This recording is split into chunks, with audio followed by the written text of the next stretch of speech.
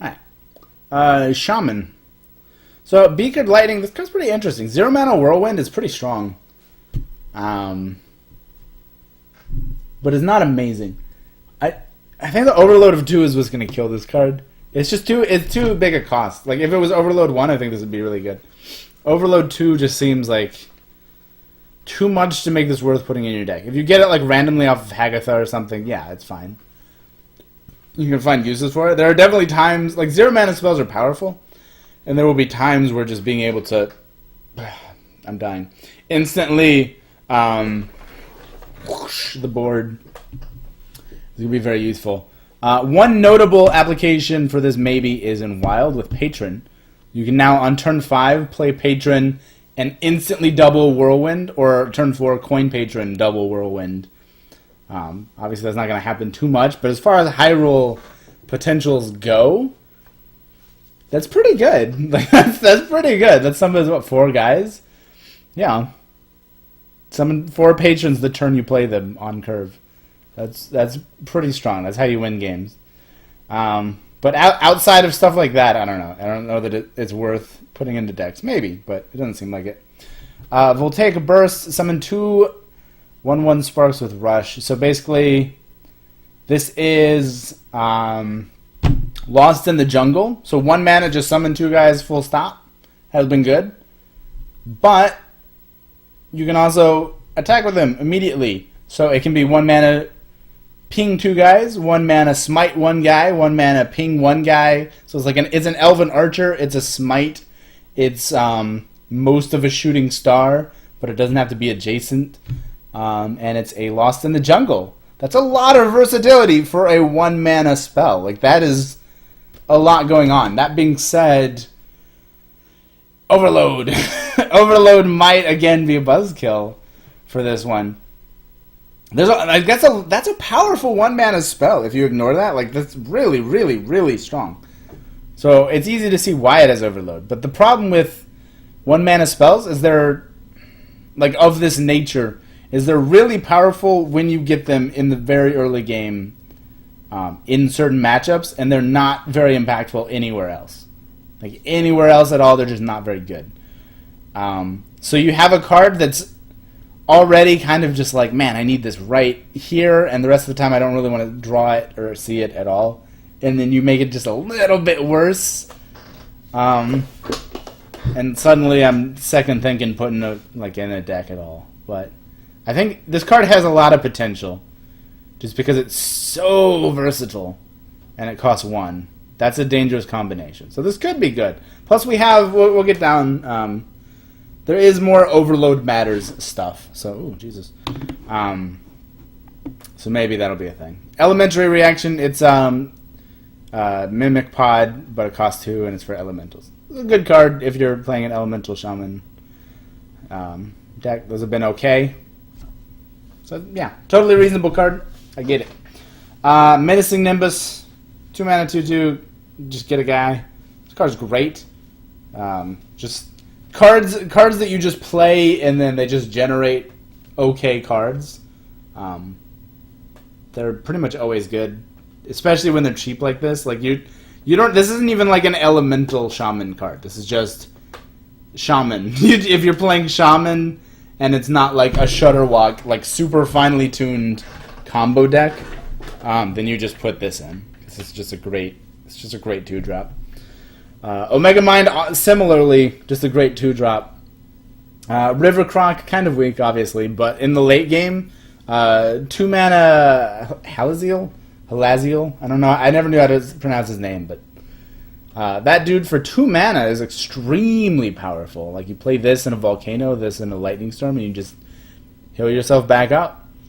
All the way. Very powerful. I don't think there's room to fit this in like a Shutterwalk deck. Ideally, you want to be killing them on turn 10 anyways. If you're that's like your kind of your plan, right? You want to draw as much as possible. You want to hem it, and just murder them.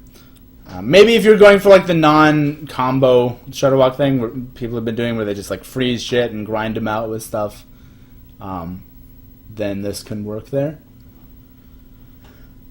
I don't know. But I think it's more like other styles of controlling decks. Like maybe like Hagatha, mid-rangey decks that just want a 2-drop and also want that healing potential. Yeah, Electro Storm Surge goes in like fucking everything. Just goes in everything. On curve 3-drop doubles your shit. Yeah, amazing. Best Shaman card right there. Storm Chaser. This is pretty good. 4 mana 3/4 draw a card is really good, and this draws Volcano, unless you don't want it to. Like, this draw is basically what you want. You're not gonna put that many 5 mana spells in your deck normally, or 5 plus, right? So whatever you want, this gets it, and it's a 4 mana 3/4, and it's an elemental for good measure. This card's really good. It's usually gonna draw Volcano. Maybe sometimes it draws like Eureka or something weird, right? Maybe it draws Bloodlust. That could be a thing. So you just run Bloodlust and put this in your like token Shaman thing. Yeah, it's a great card. It's just a great card. Thunderhead's also pretty good. 4 mana 3/5. Just standard stats. We haven't seen 3/5s in a while, actually. It's kind of weird, but we haven't really seen many 3/5s. Violent Teacher's seeing play again, right, in Druid? I think there's a token Druid that's running that. But, yeah. So it's a pretty reasonable stat line. Elemental, because it's a Shaman card, and they're all elementals now for some reason. And whenever you play a card with Overload, you get 2 1/1 dudes, and they can attack immediately.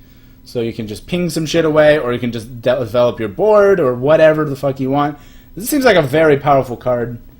I don't know if there's support in Standard, but in Wild, certainly, with like Tunnel Trogg and Totem Golem, you might want to make room for this in that style of deck. Maybe replacing Flame Wreath Faceless. Maybe this is just better than a big, dumb, slow 7/7. I don't know. We'll have to see. Maybe playing both. Eureka, really interesting card. It's notable that it summons. It doesn't play. So it's not just like an overpriced version of Ancestor's Call, I think it was. The 4 mana play a dude from each hand spell from back in the day. That worked in Malygos. Like, that's the cornerstone of Malygos Shaman, right? Is that you play that. Malygos is the only minion in your hand. He comes down. You have 6 mana left to cast a bunch of stuff. Here you only have 4 mana left, but you still have the Malygos in your hand, which is really important. So you can go in to set up a kill or start chipping away. Like, you can cast it and cast some of your spells with it to deal a bunch of damage, even if it doesn't finish them off.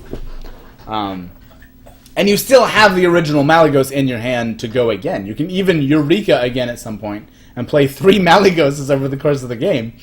So yeah, it's hard to imagine this won't find any use whatsoever. There's got to be some sort of Malygos Shaman build. I don't know if it'll work in Standard, but I think it's worth trying. I'll probably try it.